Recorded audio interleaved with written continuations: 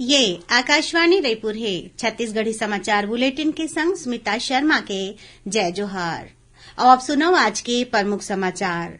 प्रधानमंत्री की अगुवाई में केंद्र के एनडीए सरकार हा आज अपन 8 बछर पूरा करीन देश भर में भाजपा डहर ले कतकोन कार्यक्रम कराए जावत है।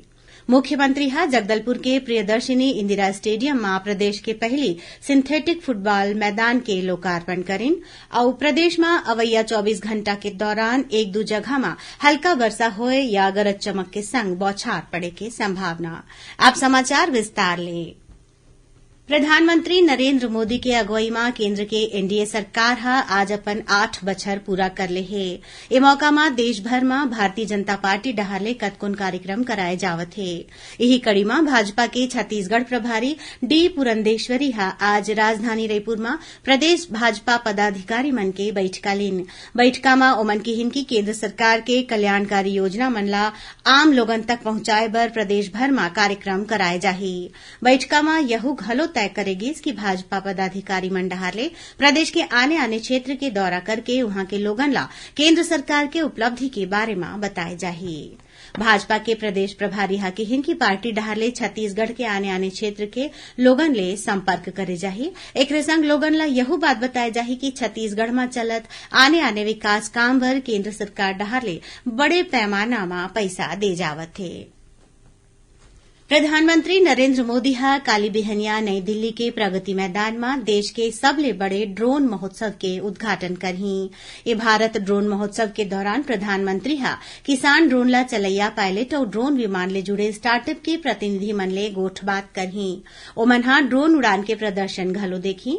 एमा 70 ले ज्यादा भागीदार मन हा अपन ड्रोन प्रदर्शन दिखाही।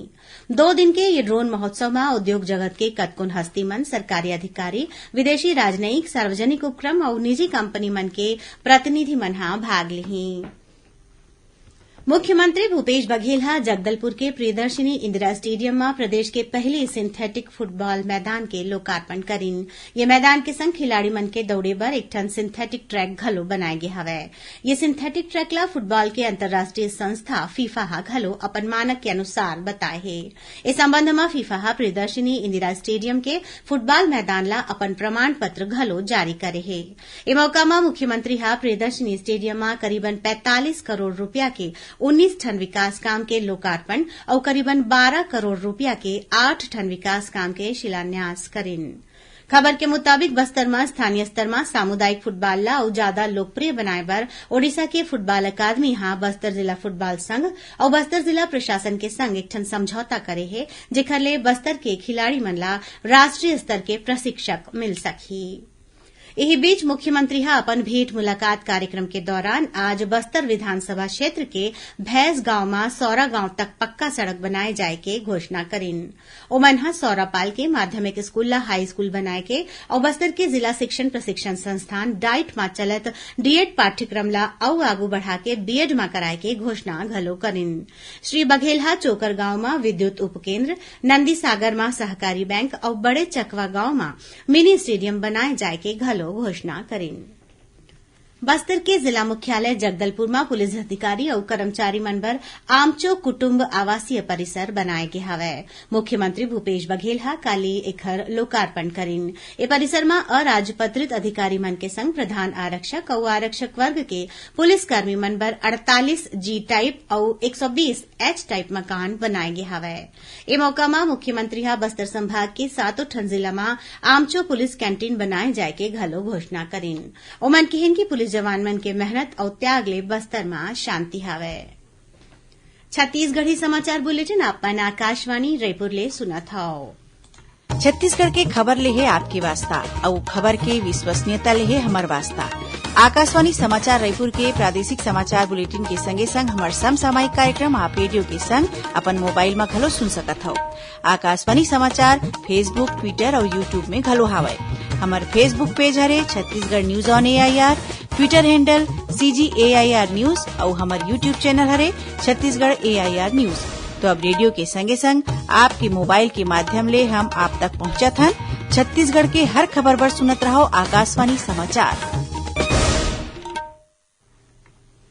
अब आगू बढ़बो बाँचे समाचार कोती।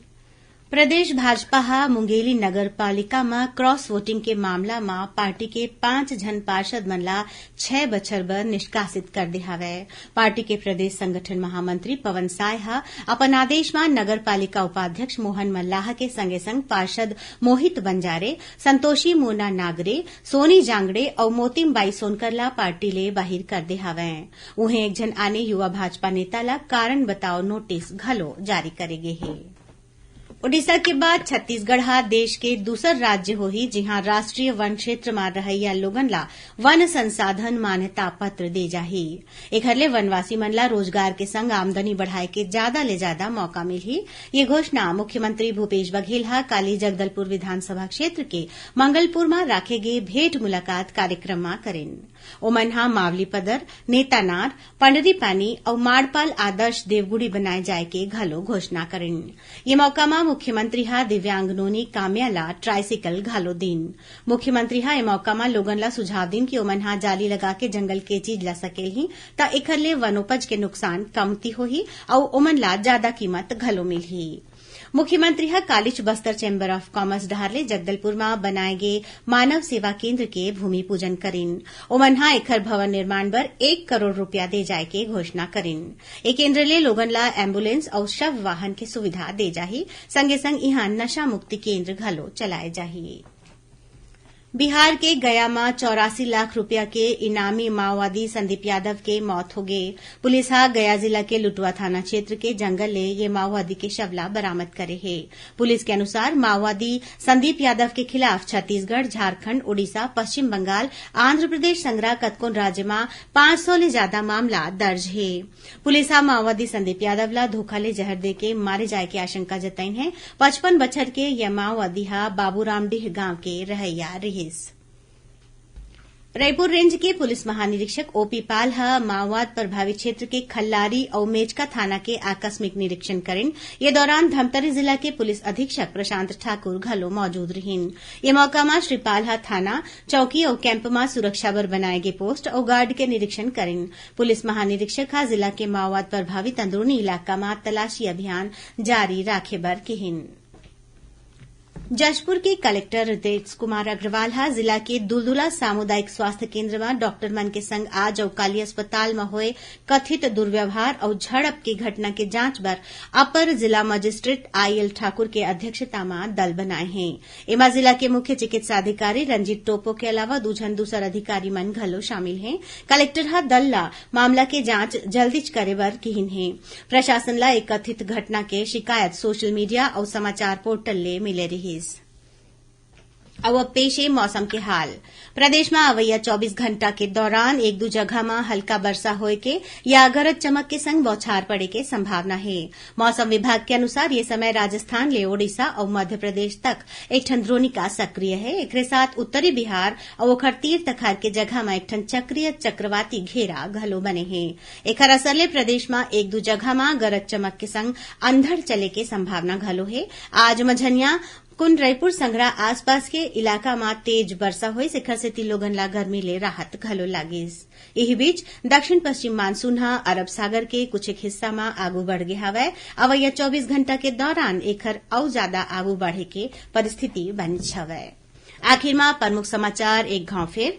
प्रधानमंत्री की अगुवाई में केंद्र के एनडीए सरकार हा आज अपन 8 बछर पूरा करीन देश भर में भाजपा डहारले कतकोन कार्यक्रम कराए जावत थे। मुख्यमंत्री हा जगदलपुर के प्रियदर्शिनी इंदिरा स्टेडियम में प्रदेश के पहले सिंथेटिक फुटबॉल मैदान के लोकार्पण करेन और प्रदेश में अवैया 24 घंटा के दौरान एक दो जगह में हल्का वर्षा होए के या गरज चमक के संग बौछार पड़े के संभावना। एकरे संग छत्तीसगढ़ी समाचार बुलेटिन इहे सिरावत है। जय जोहार।